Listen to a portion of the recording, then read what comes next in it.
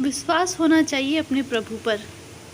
तो प्रभु को तो धरती पर आना ही पड़ता है, प्रभु को कष्टों को दूर करना ही पड़ता है। सिर्फ विश्वास ही तो चाहते हैं हमारे भोलेनाथ हमसे। हम इतना भी नहीं कर सकते?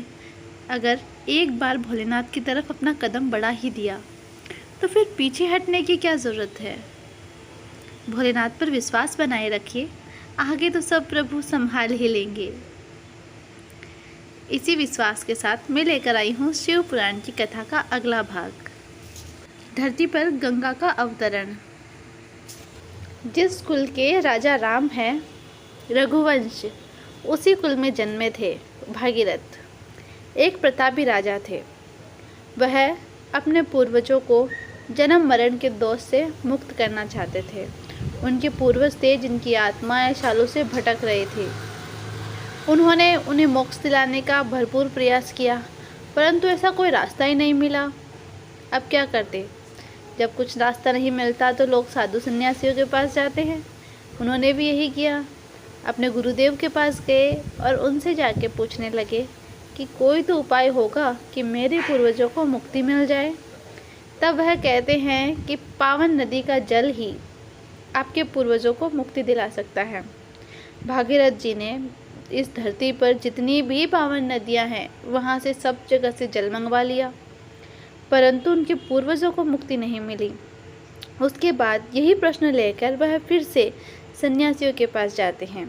तब साधु जी कहते हैं कि केवल और केवल एक ही पवित्र नदी है, एक ही पवित्र जल है।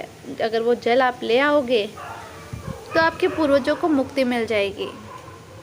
भागीरथ जी पूछते हैं कि कौन सा जल है? तो उन्हें जवाब मिला, गंगा का।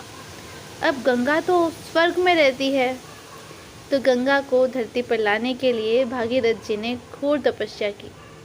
उनकी तपस्या से गंगा मैया प्रसन्न हो गई और भागीरथ जी से कहने लगी कि मैं आपके कहने पर धरती पर आ तो जाऊंगी, आपकी तपस्या से इतनी प्रसन्न हूँ कि मैं ज़रूर आऊँगी, पर मुझे ये बताइए कि मैं सीधे अगर स्वर्ग से धरती पर आई तो धरती मेरा वेग सहन नहीं कर पाएगी और वह रसातल में चली जाएगी।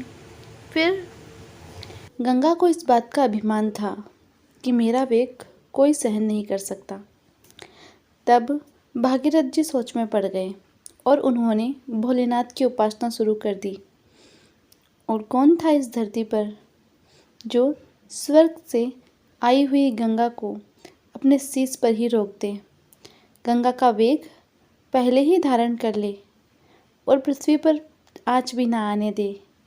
इसीलिए भागीरथ जी ने भोलेनाथ की उपासना शुरू की। संसार के दुखों को दूर करने वाले हमारे भोलेनाथ भागीरथ जी पर प्रसन्न हुए और भागीरथ जी से वरदान मांगने के लिए कहा।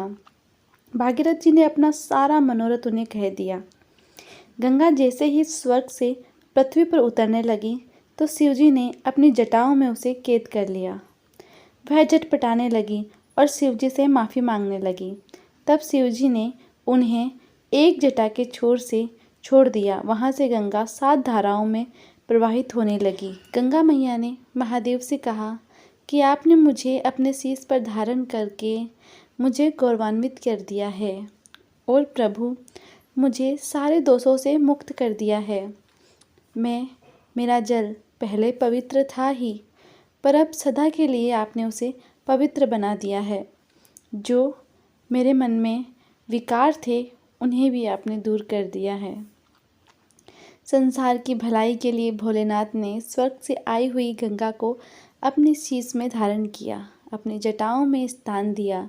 ऐसे भोलेनाथ की जय हो। हर हर महादेव।